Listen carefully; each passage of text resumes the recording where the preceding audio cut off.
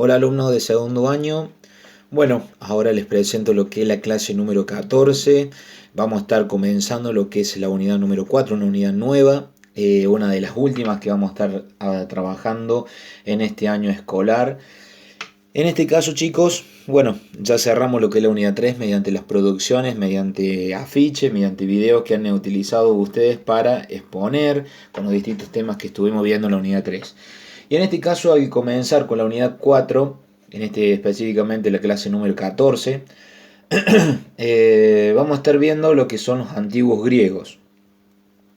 Los antiguos griegos que, bueno, en el mar Mediterráneo y las tierras que están alrededor de ese mar Mediterráneo han sido desde hace miles de años ámbito de intercambio de pueblos de diferentes culturas, ¿no?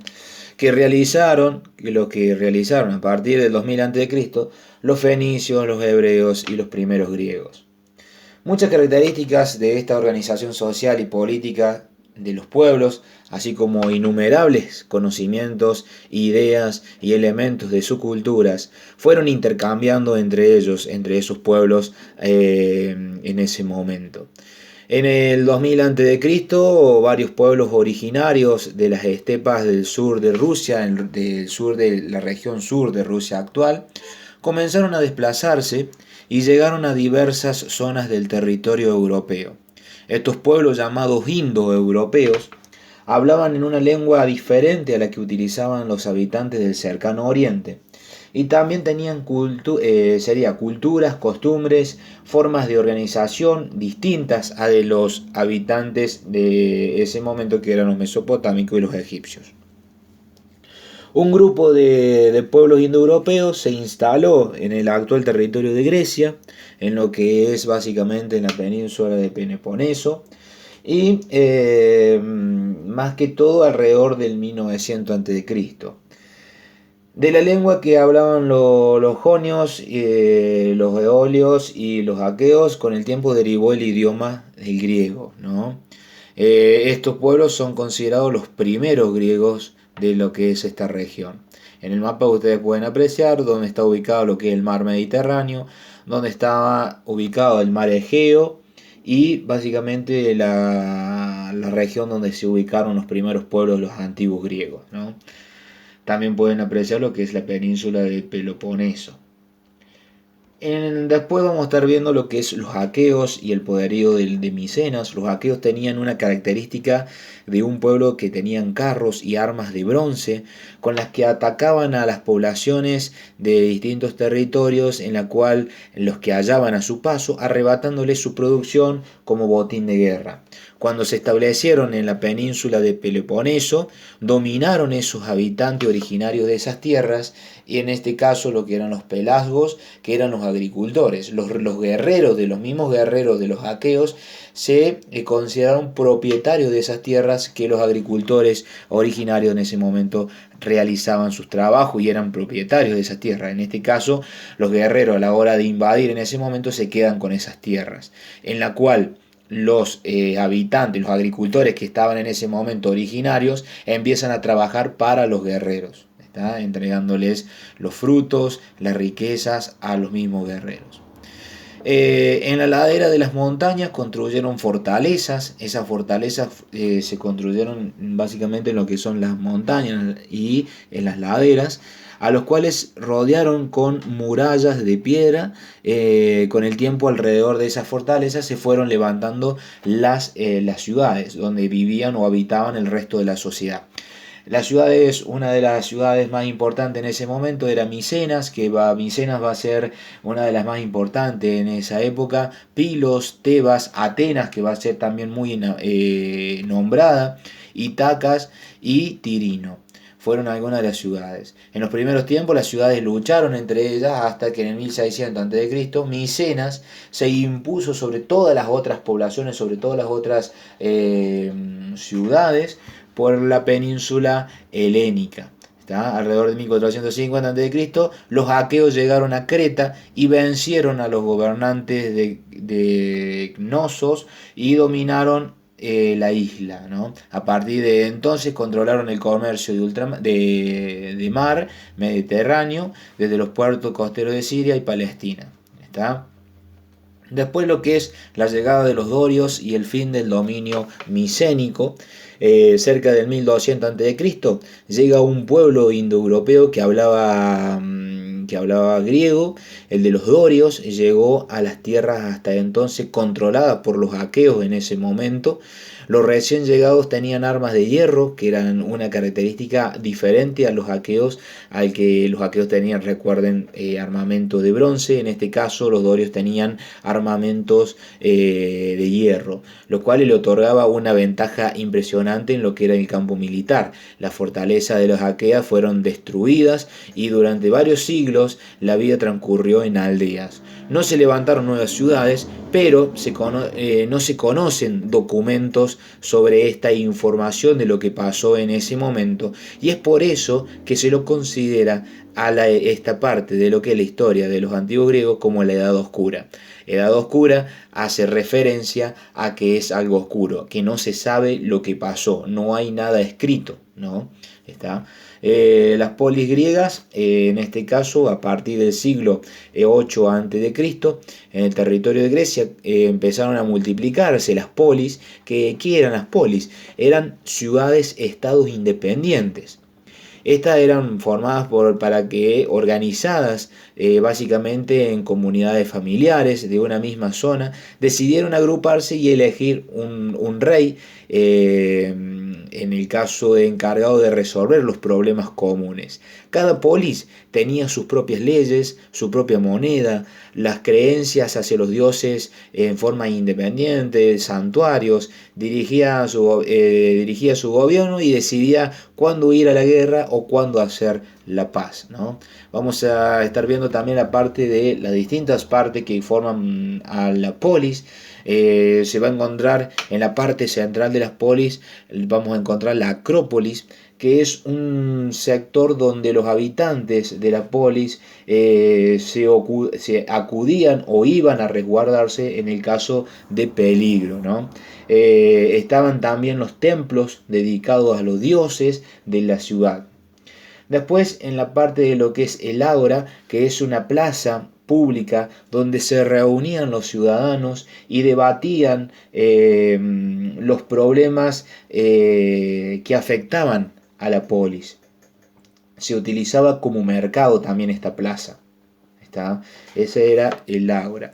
Después tenemos lo que es, dentro de lo que es el pie de la Acrópolis, que sería el pie de montaña de esa Acrópolis, se levantaban lujosas residencias para las autoridades y de las familias más poderosas, y así como las viviendas de madera de campesinos y artesanos.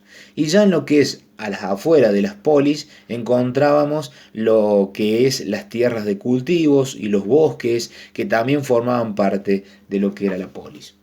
El gobierno de la aristocracia. En los primeros tiempos, bueno, en las polis el poder y las riquezas estaban controladas por los jefes de familia. ¿Está? Los jefes de familia eran una de las autoridades en ese momento, eran los más ricos, los que tenían mayor riqueza y poder. Eran propietarios de grandes extensiones de tierra y solo ellos eran considerados ciudadanos en ese momento. Entonces, a la hora de considerarse ciudadano, es por eso que gozaban del derecho político. Tenían derecho de intervenir en las asambleas públicas y a ocupar cargos en el gobierno de las polis. Es muy diferente que el resto de la sociedad no podía participar en esas asambleas y no era tampoco considerado ciudadano, ¿está? Era no ciudadano. Este sistema de gobierno fue llamado aristocracia. Aquí hace referencia al gobierno de los mejores, ¿está? A eso hace referencia como una palabra griega, gobierno de los mejores, es decir, de las personas con mucho poder y con muchas riquezas. Los jefes de familia y grandes propietarios elegían entre ellos a un rey que gobernaba asesorado por un consejo, y el poder de los reyes se debilitó rápidamente y el gobierno quedó luego en manos de la aristocracia. El resto de la población de las polis estaba conformado por campesinos que cultivaban en sus propias parcelas de tierra. Después, en lo que es con respecto a la colonización, durante lo que es el siglo VIII y el siglo VII antes de Cristo, muchas polis griegas fundaron colonias en las costas del Mar Negro y sobre todo en las costas del Mediterráneo occidental. ¿Por qué se empieza a realizar la colonización? Colonización es en la búsqueda de nuevos territorios, de nuevas ciudades, invadir a esos territorios y poder colonizarla, poder llevar a cabo la misma cultura, que en este caso para poder ser que ese territorio se pertenezca a lo que es en este caso Grecia. Específicamente las polis, ¿no?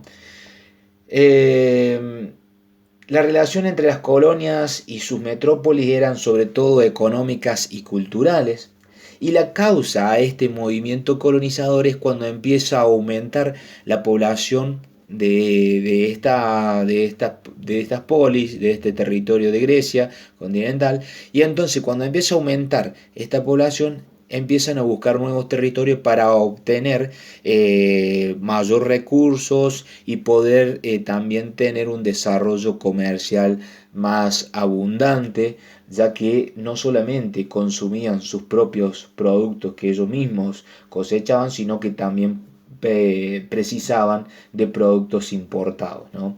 Las colonias fueron foco de difusión de costumbres, ideas y formas de organización de los antiguos griegos. En este caso es común ver que cuando aumenta la población, no se puede quedar con ese mismo territorio porque ya no es suficiente la producción que ellos mismos sacaban de ese territorio, sino que tienen que buscar materias primas o recursos de otros territorios ajenos. Por eso es cuando empieza el movimiento colonizador, ¿no? Después pasamos a lo que es la organización social. También vamos a seguir de la misma forma como venimos trabajando con la forma de pirámide. Eh, Más que todo, la principal diferencia residía en que había hombres libres y esclavos. Los hombres libres a su vez tenían diferentes derechos políticos, según fueron considerados ciudadanos o no ciudadanos, ¿no? En la punta de la pirámide tenemos a los ciudadanos, en el escalón siguiente hacia abajo tenemos los no ciudadanos y en la base de la pirámide tenemos a los esclavos. En este caso tenemos que se consideran ciudadanos solamente a los descendientes de familias fundadoras que habían nacido en el territorio ciudad-estado, está en lo que es Grecia. Solo quienes pertenecían a este grupo tenían derecho a la propiedad de la tierra y gozaban de derechos políticos, es decir, que podían participar del gobierno de polis, podían obtener cargos de lo que era el gobierno. Eh, Acá encontramos lo que es la diferencia entre Esparta, que la principal actividad de los ciudadanos era la guerra y desde niño eran preparados para enfrentamientos. ¿Está? Y lo que es Atenas, la principal actividad o fuente de riqueza de los ciudadanos era la agricultura. Después pasamos al otro escalón que eran los no ciudadanos. En el caso de que en las ciudades de estado griegas había una gran cantidad de hombres libres que no eran considerados ciudadanos y por lo tanto, ¿qué pasa? No tenían derecho público, no podían participar ni siquiera de las asambleas políticas que se realizaban por parte del gobierno. En las polis que se desarrollaron la actividad comercial fue creciendo rápidamente el número de extranjeros. Se los consideraba extranjeros a los y también nombrados metecos, que las personas que venían a Grecia, en este caso, que eran nacidos en otra ciudad-estado. No tenían el derecho de acceder a la propiedad de la tierra y no tenían derecho tampoco de obtener cargos públicos, ¿no? De derecho público o cargos políticos, aunque debían pagar impuestos igualmente como el resto de la sociedad y también tenían que participar en el ejército. En Esparta eran muchos los descendientes de las comunidades campesinos llamados pariecos, considerados hombres libres que se podían dedicar a la agricultura, al comercio, pagaban impuestos, ¿está? Pero no tenían derecho político. Y por último ya nos encontramos que también en las ciudades-estado griegas había también esclavos, que en muchos casos eran grupos más numerosos que el resto de la población. En este caso, los esclavos eran personas privadas de su libertad, se los consideraba como una mercancía, se los podía comprar, se los podía vender, y en este caso se los señalaba en sus cuerpos con las iniciales de sus propios propietarios o de sus propias ciudades. En el caso de cuando ya veían las señas que con hierros calientes los quemaban y los señalaban, al ver esa cicatriz ya sabían a qué ciudad-estado pertenecían, ¿no? Después tenemos a lo que es la organización política. La organización política, en este caso, vamos a ver que en las distintas polis griegas los ciudadanos tenían diferente grado de participación política. Bueno, había diferencias que se mostraban en el poder de las asambleas, en cuáles eran los requisitos exigidos para ocupar cargos del gobierno en la ciudad. Era más que todo en este aspecto, algunas polis como Esparta eran oligarcas. Esto quería decir que en ella el gobierno era controlado por pocas personas, y esas pocas personas eran las que tenían mayor poder y mayor riqueza. Eran generalmente los ricos. Y en otras polis, como es en el caso de Atenas, eran democráticas, es decir, al gobierno lo elegía la mayoría de los habitantes de esa ciudad, de esa polis. ¿Estamos? Después los conflictos sociales. Los conflictos sociales, el desarrollo del comercio y la circulación de la moneda entre los habitantes llevó a que surgieran las problemáticas, las tensiones entre los ciudadanos más ricos que integraban la aristocracia gobernante y el resto de la población. Empezó a surgir esa rivalidad, ese desconformismo en ese momento de lo que eran los ciudadanos más ricos por un lado y el resto de la población por otro. Siempre teniendo en cuenta que los ciudadanos más ricos tenían mayor poder público, mayor derecho público, podían participar en la política y también recibían mayor tributos e impuestos por el resto a costilla de lo que era el resto de la población, ¿no? Cuando digo a costilla es a través del trabajo del resto de la población. Los grandes propietarios se hicieron cada vez más ricos, en cambio los campesinos que tenían las pequeñas parcelas, al recibir préstamos de las personas más ricos, de los propietarios más ricos, llegaron a tal momento que no pudieron devolverle ese préstamo, entonces la mayoría de estos campesinos quedaron sin nada porque los mismos propietarios, los propietarios con mucho poder, los más ricos, le quitaron esas tierras porque tomaban como estrategia que les debían. ¿Está? Al no poder pagar sus deudas, muchos pequeños propietarios perdieron sus tierras. Esta situación perdía también sus derechos políticos. Los gobiernos de las polis, controlados por los grandes propietarios, tuvieron que hacer frente a partir de entonces el reclamo de los ciudadanos, que exigían un nuevo reparto de tierras y al de los extranjeros, que pretendían también un reconocimiento de derechos públicos. Pero entonces esto llega a una reforma de leyes. Reforma de leyes que van a comenzar gracias a Solón en el 594. Bueno, Solón era un miembro de una familia aristocrática. Al ver esta injusticia que se venía llevando a cabo, el quién era ciudadano, quién era no ciudadano, quién era esclavo, empieza a surgir estas personas, estas identidades de personas que empiezan a redactar nuevas leyes, más que todo defendiendo al resto de la sociedad, personas que empezaron a intervenir en el sector político, y bueno, empiezan a surgir las reformas, y bueno, más que todo que fue abolida la esclavitud por deudas, se prohibió que un ciudadano pudiera caer en la esclavitud y que fuese cual fuere la causa. ¿Por qué? ¿A qué lleva esto? Que cuando un ciudadano común, rico, con gran poder, le debía a otro ciudadano o al Estado, y al no poder pagarle era considerado esclavo. ¿Está? Eso es el cambio que pasaba de ser una persona con alto poder, con mucho poder adquisitivo, con mucha riqueza, de un momento a otro podía ser esclavo. ¿Está? Entonces empiezan a aparecer las leyes, en este caso de Solón, que prohíbe ese cambio, que un ciudadano pudiese caer en la esclavitud. Un derecho a la herencia, empieza a intervenir en este caso las herencias de los hermanos, de familias. El mayor era el quien heredaba gran parte de la propiedad del padre, y el resto de los hermanos tendría que ser distribuido por el hermano mayor, pero en la mayoría de los casos solamente se quedaba con toda la riqueza, como le nombraba el hermano mayor. Entonces, ¿qué pasa con Solón? Transmite una ley que esas propiedades tendrían que ser distribuidas para todos los hermanos en forma igualitaria, ¿no? Se dividió a los ciudadanos de Atenas en 4 clases también según su riqueza, y es por esto que todos los ciudadanos pudieron empezar a participar en las asambleas. Solamente las primeras 3 clases más ricas podían participar para ser elegidos en los cargos de gobierno. Y después también llega el pensamiento y las reformas de Clístenes, también un miembro de una familia aristocrática que luchó por el restablecimiento de las instituciones del gobierno de la ciudad, y durante su mandato Clístenes estableció una igualdad civil, política, social, religiosa, empezó a mejorar ese bienestar social, la vida, la forma de vivir de la sociedad.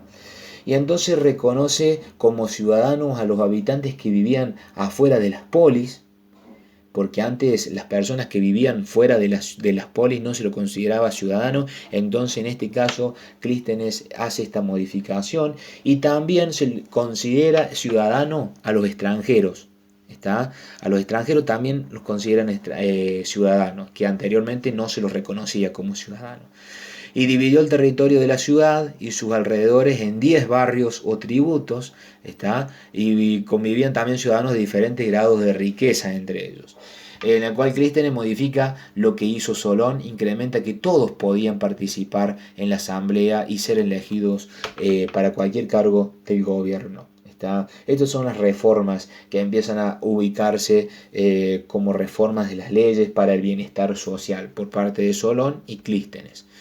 El imperio de Alejandro Magno y los reinos helenísticos, en este caso estamos hablando de que mientras se agravaba lo que es la crisis de las polis, las guerras entre ellas, se fortalecía cada vez más el poderío de Macedonia, que reino ubicado al norte del territorio griego. Los macedonios hablaban una lengua parecida a los griegos y compartían muchos elementos de sus culturas, pero hasta entonces no habían intervenido en asuntos de las polis griegas. En el siglo IV a.C., el rey Filipo II propuso lograr una salida al mar, con el objetivo que organiza un poderoso ejército en el que avanzó sobre las costas del mar Egeo, controlada hasta ese momento por Atenas, y conquista y lleva a cabo el dominio sobre las polis griegas, en la cual que tuvieron que reconocer la autoridad de Macedonia y se integraron en la Liga de Corinto. Los macedonios en este momento propusieron enfrentar a los persas. En este momento, cuando Filipo II muere, hereda el cargo y el trono Alejandro de Macedonia. Alejandro había sido educado por el filósofo Aristóteles y admiraba también la cultura de los griegos. En este caso Aristóteles es una de las figuras muy importantes que hasta el momento se lo reconoce, y es el que llevó a educarlo y también a transmitirle lo que es estas culturas importantes de los griegos, que tanto admiraba en este momento Alejandro. Al frente del ejército, formado por soldados macedonios y griegos provenientes de distintas polis, Alejandro llegó a Asia Menor, donde derrotó a las tropas persas. En los años siguientes conquistó todos los territorios controlados por los persas, y su imperio fue cada vez más grande, se extendió desde Europa hasta el valle del Indo. Alejandro es por eso que se lo nombra como Magno, que eso quiere decir el grande. Alejandro Magno permitió que los diversos pueblos que integraban el imperio mantuvieran su forma de organización, y eso fue mantuvieran una organización política, cultural y de las tradiciones. ¿Qué quiere decir esto? Eso es una estrategia que tuvo Alejandro Magno. ¿Por qué? Porque si llevaba sus culturas, sus formas de organización política y sus tradiciones, tenía que arrancar o comenzar en esos territorios desde cero. Entonces, la inteligencia de Alejandro Magno, dejar que esos territorios, esos habitantes de esos sectores, llevasen lo que es su forma política, su cultura, sus tradiciones, pero con la única condición que sus recursos y sus productos que obtenían en ese territorio era llevado a cabo por tributo o impuestos hacia lo que es el imperio de Alejandro Magno en este momento. Después de la muerte de Alejandro en el 323 a.C., sus generales se enfrentaron por el dominio del imperio y que finalmente quedó dividido en tres grandes reinos. Por un lado Macedonia, por otro lado Siria y por el otro lado Egipto.